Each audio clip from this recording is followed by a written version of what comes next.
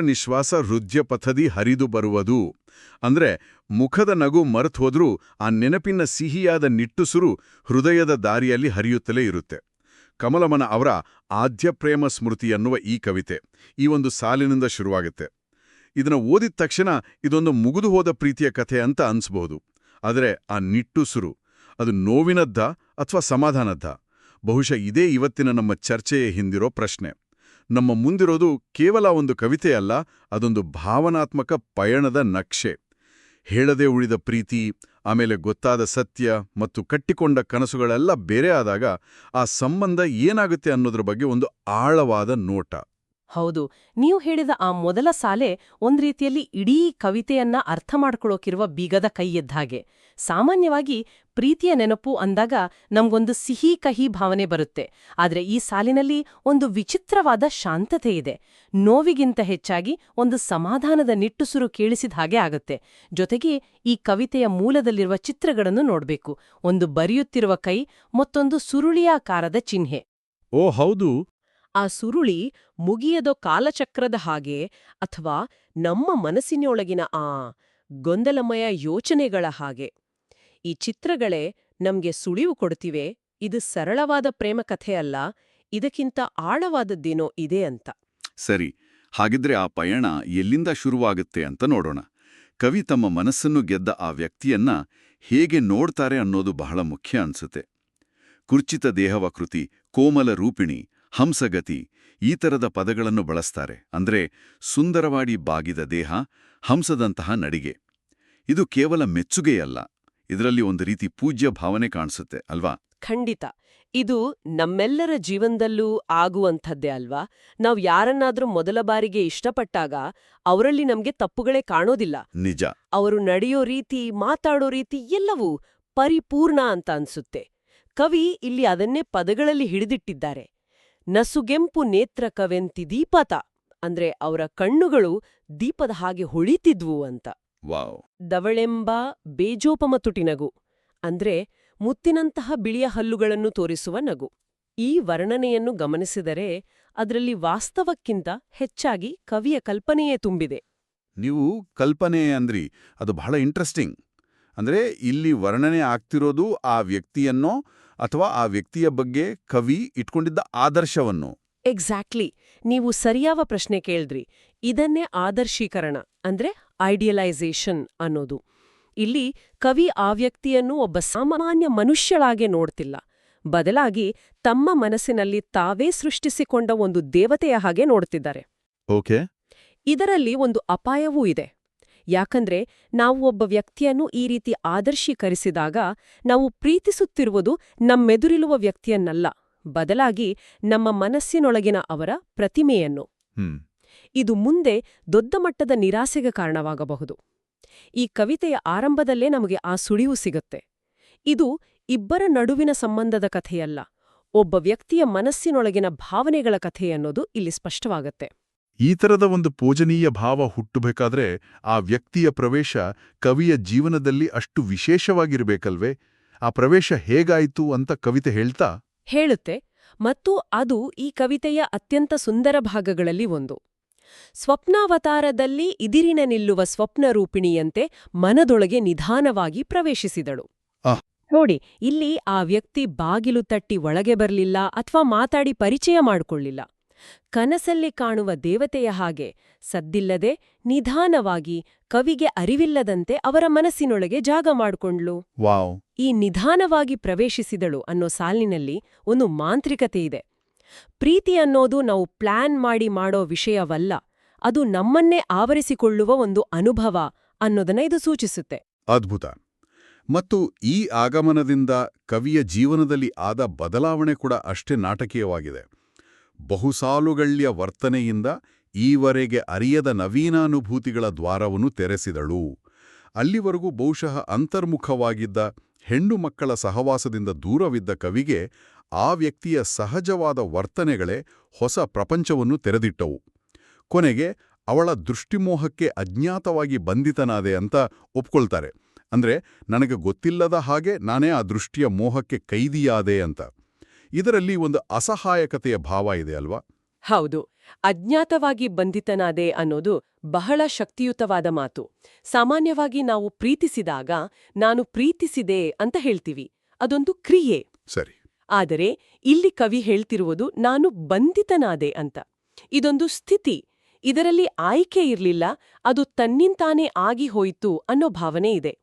ಇದು ನಮ್ಮನ್ನು ಮತ್ತೊಂದು ಪ್ರಶ್ನೆಯತ್ತ ಕೊಂಡೊಯ್ಯುತ್ತೆ. ಈ ರೀತಿ ಆಗಿ ಹೋಗುವ ಪ್ರೀತಿ ನಿಜವಾಗ್ಲೂ ಪ್ರೀತಿನಾ?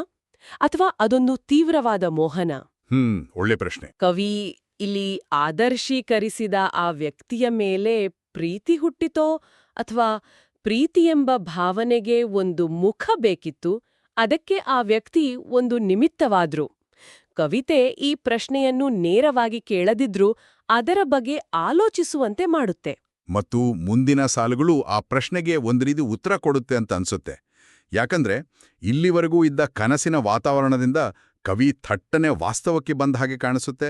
ಕಥೆಯಲ್ಲಿ ಒಂದು ದೊಡ್ಡ ತಿರುವು ಸಿಗುವುದೇ ಇಲ್ಲಿ. ಹೌದು, ಇಲ್ಲಿಯವರೆಗೂ ಇದು ಒಂದು ಸುಂದರವಾದ ಕನಸಿನ ಹಾಗೆ ಇತ್ತು. ಈಗ ಆ ಕನಸು ಒಡೆಯುವ ಸಮಯ.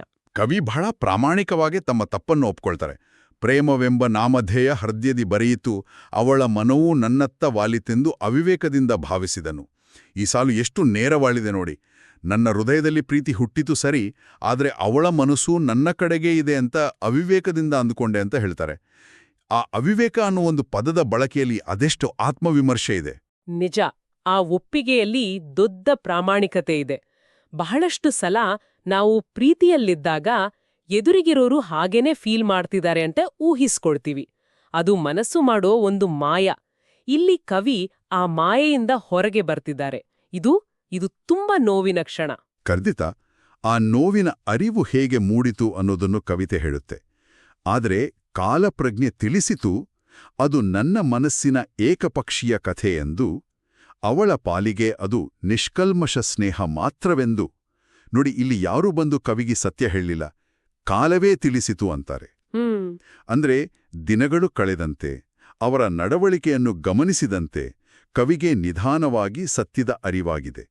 ತಾನು ಕಟ್ಟಿಕೊಂಡಿದ್ದು ಒಂದು ಏಕಪಕ್ಷೀಯ ಕಥೆ, ಅವಳ ಪಾಲಿಗೆ ತಾನೊಬ್ಬ ಕಳಂಕರಹಿತ ಸ್ನೇಹಿತ ಮಾತ್ರ ಅನ್ನೋದು ಗೊತ್ತಾದ ಕ್ಷಣ ಊಹಿಸಿಕೊಳ್ಳೋಕ್ಕೂ ಕಷ್ಟ. ಆ ಕ್ಷಣದ ಭಾವನಾತ್ಮಕ ಭಾರವನ್ನು ಕವಿತೆ ನಿಭಾಯಿಸಿದ ರೀತಿ ಇದೆಯಲ್ಲ, ಅದು ನಿಜಕ್ಕೂ ಅದ್ಭುತ. ಸಾಮಾನ್ಯವಾಗಿ ಇಂಥ ಸಂದರ್ಭದಲ್ಲಿ ಏನಾಗತ್ತೆ? ಕೋಪ, ನಿರಾಸೆ. ಹೌದು, ಕೋಪ, ನಿರಾಸೆ, ದ್ವೇಷ ಅಥವಾ ಕನಿಷ್ಠ ಪಕ್ಷ ಒಂದು ಕಹಿ ಭಾವನೆ ಹುಟ್ಟಬಹುದು. ಆದ್ರೆ ಇಲ್ಲಿ ಅದ್ಯಾವುದೂ ಇಲ್ಲ. ಕವಿತೆ ಹೇಳುತ್ತೆ, ಅಲ್ಲಿ ಪ್ರೇಮ ನಿಶ್ಶಬ್ದವಾಗಿ ಭಂಗವಾಯಿತು. ಆ ನಿಶ್ಶಬ್ದವಾಗಿ ಅನ್ನೋ ಪದಕ್ಕೆ ಸಾವಿರ ಅರ್ಥಗಳಿವೆ. ಯಾವುದೇ ಗಲಾಟೆ ಇಲ್ಲ, ಗದ್ದಲವಿಲ್ಲ, ನಾಟಕೀಯತೆ ಇಲ್ಲ. ಒಂದು ಪ್ರೀತಿಯ ಕಥೆ ಸದ್ದಿಲ್ಲದೆ ಶಾಂತವಾಗಿ. ಬಹುಶಃ ಕವಿಯ ಮನಸ್ಸಿನೊಳಗೆ ಮಾತ್ರವೇ ಮುಗಿದುಹೋಯಿತು. ಅದು ಒಪ್ಪಿಕೊಳ್ಳುವಿಕೆಯ ಮೌನ. ಅದು ಸೋಲಿನ ಮೌನವಲ್ಲ, ಪ್ರಬುದ್ಧತೆಯ ಮೌನ. ವಾಹ್, ಪ್ರಬುದ್ಧತೆಯ ಮೌನ. ಇದು ಬಹಳ ಚೆನ್ನಾಗಿದೆ. ಯಾಕೆಂದ್ರೆ ಹೆಚ್ಚಿನ ಕಥೆಗಳು ಇಲ್ಲಿಗೆ ಮುಗಿದೋಗ್ತಿತ್ತು, ಒಂದು ದುರಂತ ಅಂತ್ಯದೊಂದಿಗೆ. ಆದರೆ ಈ ಕವಿತೆಯ ನಿಜವಾದ ಕಥೆ ಶುರುವಾಗೋದೇ ಇಲ್ಲಿಂದ. ಪ್ರೀತಿ ಮುರಿದುಬಿದ್ರೂ ಆ ಸಂಬಂಧದಲ್ಲಿ ಬೇರೆ ಏನೋ ಒಂದು ಉಳಿದುಕೊಂಡಿತ್ತು ಅಲ್ವಾ? ಖಂಡಿತ. ಮತ್ತು ಉಳಿದುಕೊಂಡಿದ್ದು ಕಳೆದುಕೊಂಡಿದ್ದಕ್ಕಿಂತ ಶ್ರೇಷ್ಠವಾಗಿತ್ತು ಅಂತ ಕವಿ ಹೇಳ್ತಾರೆ. ಆದರೆ ಅವಳ ಸ್ನೇಹ ಅಮೃತೋಪಮವಾಗಿ ಶ್ರೇಷ್ಠವಾಯಿತು. ಅಮೃತೋಪಮವಾಗಿ? ಹೌದು. ಇಲ್ಲಿ ನೋಡಿ, ಪ್ರೀತಿ ಸಿಗಲಿಲ್ಲ ಅಂತ ಕೊರಗುವ ಬದಲು ಸಿಕ್ಕ ಸ್ನೇಹವನ್ನೂ ಸಂಭ್ರಮಿಸಲಾಗುತ್ತಿದೆ. ಆ ಸ್ನೇಹ ಹೇಗಿತ್ತು? ಅಮೃತೋಪಮ, ಅಂದ್ರೆ ಅಮೃತಕ್ಕೆ ಸಮಾನವಾಗಿತ್ತು. ಇದೊಂದು ಅದ್ಭುತವಾದ ಪರಿವರ್ತನೆ, ಒಂದು ಭಾವನೆ. ಇನ್ನೊಂದು ಬಹುಶಃ ಅದಕ್ಕಿಂತಲೂ ಹೆಚ್ಚು ಮೌಲ್ಯಯುತವಾದ, ಶಾಶ್ವತವಾದ ಭಾವನೆಯಾಗಿ ರೂಪಾಂತರಗೊಂಡ ಕಥೆಯಿದು. ಅಂದ್ರೆ ಪ್ರೀತಿಯ ಕನಸು ಒಡೆದ ಜಾಗದಲ್ಲೇ ಸ್ನೇಹದ ದೇವಸ್ಥಾನ ನಿರ್ಮಾಣವಾದ ಹಾಗೆ. ಸರಿಯಾಗಿ ಹೇಳಿದ್ರಿ. ಹಾಗಾದ್ರೆ ಈ ಇಡೀ ಪಯಣದ ಅರ್ಥವೇನು? ನಾವು ಸಾಮಾನ್ಯವಾಗಿ ಹೇಳದೆ ಉಳಿದ ಪ್ರೀತಿಯನ್ನು ಒಂದು ಸೋಲು ಅಥವಾ ದುರಂತ ಅಂತ ನೋಡ್ತೀವಿ. ಆದರೆ ಈ ಕವಿತೆ ಒಂದು ಅದ್ಭುತವಾದ ಪ್ರಶ್ನೆಯನ್ನು ನಮ್ಮ ಮುಂದಿಡುತ್ತೆ. ನಿಜವಾದ ಗೆಲುವು ಪ್ರೀತಿಯನ್ನು ಪಡೆಯುವುದರಲ್ಲಿದೆಯೋ ಅಥವಾ ಅದನ್ನು ಒಂದು ಶ್ರೇಷ್ಠ ಸ್ನೇಹವಾಗಿ ಪರಿವರ್ತಿಸುವ ಪ್ರಬುದ್ಧತೆಯಲ್ಲಿದೆಯೋ? ಹೌದು, ಕವಿತೆಯ ಕೊನೆಯ ಸಾಲುಗಳು ಇದಕ್ಕೆ ಉತ್ತರ ಕೊಡ್ತವೆ. ಒಂದು ರೀತಿಯಲ್ಲಿ ಅದು ಈ ಕವಿತೆಯ ಸಾರಾಂಶ. ಪ್ರೇಮ ರೂಪದಲ್ಲಿ ಅರಳದಿದ್ದರೂ ಸ್ನೇಹ ರೂಪದಲ್ಲಿ ಶಾಶ್ವತವಾದ ಒಂದು ಪಾವನ ವೃತ್ತಾಂತದಂತೆ. ಆ ಸಂಬಂಧ ಪ್ರೀತಿಯ ಹೂವಾಗಿ ಅರಳಿಲಿಲ್ಲ ನಿಜ, ಆದ್ರೆ ಸ್ನೇಹದ ರೂಪದಲ್ಲಿ ಅದು ಶಾಶ್ವತವಾಯಿತು. ಅದೊಂದು ಪಾವನ ವೃತ್ತಾಂತ, ಅಂದ್ರೆ ಒಂದು ಪವಿತ್ರವಾದ ಕಥೆಯಾಗಿ ಉಳಿಯಿತು. ಇದು ಸೋಲನ್ನು ಒಪ್ಪಿಕೊಳ್ಳುತ್ತಿಲ್ಲ, ಬದಲಾಗಿ ಒಂದು ವಿಭಿನ್ನವಾದ ಗೆಲುವನ್ನು, ಒಂದು ಪವಿತ್ರವಾದ ಸಂಬಂಧವನ್ನು ಆಚರಿಸುತ್ತಿದೆ. ಖಂಡಿತ. ಇಲ್ಲಿ ಬಳಸುವ ಪದಗಳನ್ನು ಗಮನಿಸಿ. ನಿಷ್ಕಲ್ಮಶ ಸ್ನೇಹ, ಅಮೃತೋಪಮ ಸ್ನೇಹ, ಪಾವನ ವೃತ್ತಾಂತ. ಸ್ನೇಹಕ್ಕೆ ಇಷ್ಟು ಉನ್ನತವಾದ, ಒಂದು ರೀತಿ ದೈವಿಕವಾದ ಸ್ಥಾನಮಾನವನ್ನು ಕೊಟ್ಟಿರುವುದನ್ನು ನಾವು ಗಮನಿಸಬೇಕು. ನಿಜ. ನಮ್ಮ ಸಮಾಜದಲ್ಲಿ ಪ್ರೀತಿಗಿರುವಷ್ಟು ದೊಡ್ಡ ಸ್ಥಾನ ಸ್ನೇಹಕ್ಕಿಲ್ಲ. ಆದ್ರೆ ಈ ಕವಿತೆ ಪ್ರೀತಿಗಿಂತಲೂ ಸ್ನೇಹ ದೊಡ್ಡದು, ಶಾಶ್ವತವಾದದ್ದು ಅನ್ನೋ ಸಂದೇಶವನ್ನು ಸದ್ದಿಲ್ಲದೆ ಸಾರುತ್ತಿದೆ. ಇದು ತಪ್ಪು ತಿಳುವಳಿಕೆ ಮತ್ತು ನಿರಾಸೆಯ ನಂತರವೂ ಮುರಿದು ಹೋಗದೆ ಇನ್ನಷ್ಟು ಗಟ್ಟಿಯಾಗಿ ಬೆಳೆದ ಒಂದು ಸಂಬಂಧದ ಆಚರಣೆ. ಈಗ ನಾವು ಕವಿತೆಯ ಆರಂಭದ ಸಾಲಿಗೆ ವಾಪಸ್ ಬರೋಣ. ನಗು ವಿಸ್ಮರಿಸಿದ್ರೂ ಮಧುರ ನಿಶ್ವಾಸ ಹೃದಯಪಥದಿ ಹರಿದು ಬರುವುದು. ಈಗ ಈ ಸಾಲಿನ ಅರ್ಥವೇ ಬದಲಾಗುತ್ತೆ ಅಲ್ವಾ? ಖಂಡಿತ. ಆರಂಭದಲ್ಲಿ ಅದು ಕಳೆದುಹೋದ ಪ್ರೀತಿಯ ನೆನಪಿನ ನಿಟ್ಟುಸಿರುವಂತ ಅನಿಸಿತ್ತು. ಆದ್ರೆ ಈಗ ಇಡೀ ಕವಿತೆಯ ಪಯಣವನ್ನು ನೋಡಿದ ಮೇಲೆ ಆ ನಿಟ್ಟುಸಿರು ಕೇವಲ ಪ್ರೇಮಭಂಗದ ನಿಟ್ಟುಸಿರಲ್ಲ, ಅದೊಂದು ಸುಂದರ ಪವಿತ್ರ ಸ್ನೇಹದ ನೆನಪಿನ ಸಮಾಧಾನದ ನಿಟ್ಟುಸಿರು ಅಂತ ಗೊತ್ತಾಗುತ್ತೆ. Absolutely. The beginning makes perfect sense. ಆ ಮಧುರ ನಿಶ್ವಾಸ ಅಥವಾ ಸಿಹಿಯಾದ ನಿಟ್ಟುಸಿರು ಯಾಕೆ ಸಿಹಿಯಾಗಿದೆ ಅಂದ್ರೆ ಅಲ್ಲಿ ಕಹಿ ಉಳಿದಿಲ್ಲ, ಪ್ರೀತಿ ಸಿಗ್ಲಿಲ್ಲ ಅನ್ನೋ ನೋವಿಲ್ಲ, ಬದಲಾಗಿ ಅಮೃತದಂತಹ ಸ್ನೇಹ ಸಿಕ್ಕಿತು ಅನ್ನೋ ತೃಪ್ತಿ ಇದೆ. ಆ ನಿಟ್ಟುಸಿರು ಆ ಇಡೀ ಪಯಣಕ್ಕೆ ಕವಿ ಕೊಡುವ ಗೌರವ. ಸೊ ಇದು ದುರಂತ ಕಥೆಯಲ್ಲ. ಅಲ್ಲವೇ ಅಲ್ಲ. ಇದೊಂದು ಭಾವನಾತ್ಮಕ ಗೆಲುವಿನ ಕಥೆ. ಒಟ್ಟಾರೆಯಾಗಿ ನೋಡಿದರೆ ಈ ಕವಿತೆ ನಮ್ಮನ್ನು ಒಂದು ಸಂಪೂರ್ಣ ಭಾವನಾತ್ಮಕ ರೋಲರ್ ಕೋಸ್ಟರ್ ಪಯಣದಲ್ಲಿ ಕರೆದೊಯ್ಯುತ್ತೆ. ಒಬ್ಬ ವ್ಯಕ್ತಿಯ ಬಗ್ಗೆ ಆದರ್ಶೀಕರಿಸಿದ ಆರಾಧನೆಯಿಂದ ಶುರುವಾಗಿ, ಹೇಳದೆ ಉಳಿದ ಏಕಪಕ್ಷೀಯ ಪ್ರೀತಿಯ ಗೊಂದಲ, ನಂತರ ಸತ್ಯದ ಅರಿವಾದಾಗ ಆಗುವ ನೋವು, ಮತ್ತು ಅಂತಿಮವಾಗಿ ಆ ಎಲ್ಲವನ್ನೂ ಮೀರಿ ನಿಂತ ಶುದ್ಧ, ಶಾಶ್ವತ ಸ್ನೇಹದ ಸಂಭ್ರಮದವರೆಗೂ ನಮ್ಮನ್ನು ನಡೆಸ್ಕೊಂಡು ಹೋಗುತ್ತೆ. ಹೌದು. ಕೇಳುಗರಿಗೆ ಒಂದು ಆಲೋಚನೆಯನ್ನು ಬಿಟ್ಟು ಹೋಗುವುದಾದರೆ, ಈ ಕವಿತೆ ಪ್ರೀತಿಯು ನಿಶ್ಶಬ್ದವಾಗಿ ಭಂಗಾಗಿ ಒಂದು ಪರಿಪೂರ್ಣ ಸ್ನೇಹವಾಗಿ ಪರಿವರ್ತನೆಯಾಯಿತು ಅಂತ ಹೇಳುತ್ತೆ. ಇದು ಕಾವ್ಯದಲ್ಲಿ ಬಹಳ ಸುಂದರವಾಗಿ ಕಾಣಿಸುತ್ತೆ. ಆದರೆ ನಿಜ ಜೀವನದ ಬಗ್ಗೆ ಯೋಚಿಸಿದಾಗ ಒಂದು ಪ್ರಶ್ನೆ ಏಳುತ್ತೆ. ಹೀಗೆ ಹೇಳದೆ ಉಳಿದ ಒಂದು ಪ್ರೀತಿ ಸಂಪೂರ್ಣವಾಗಿ 100ಕ್ಕೆ 100ರಷ್ಟು ನಿಷ್ಕಲ್ಮಶ ಸ್ನೇಹವಾಗಿ ಬದಲಾಗಲು ಸಾಧ್ಯನಾ? ಓಹೋ. ಅಥವಾ ಆ ಆರಂಭದ ಆರಾಧನೆಯ, ಆ ಆದರ್ಶೀಕರಣದ ಒಂದು ಸಂಗ ನೆರಳಾದರೂ ಆ ಸ್ನೇಹಕ್ಕೆ ಒಂದು ವಿಶಿಷ್ಟವಾದ, ಬೇರೆಯಾದ ಬಣ್ಣವನ್ನು ಕೊಡುತ್ತಾ ಶಾಶ್ವತವಾಗಿ ಉಳಿದುಬಿಡ್ತದೆಯಾ? ಈ ಕವಿತೆ ಒಂದು ಆದರ್ಶ ಪರಿವರ್ತನೆಯನ್ನು ನಮ್ಮ ಮುಂದಿಡ್ತದೆ. ಆದರೆ ನಮ್ಮ ಸ್ವಂತ ಅನುಭವಗಳಲ್ಲಿ ಇಂತಹ ಭಾವನಾತ್ಮಕ ಬದಲಾವಣೆಗಳ ಸಂಕೀರ್ಣತೆಗಳ ಬಗ್ಗೆ, ಆ ಸ್ನೇಹದೊಳಗಿನ ಪ್ರೀತಿಯ ಅಗೋಚರ ನೆರಳಿನ ಬಗ್ಗೆ ಆಲೋಚಿಸಲು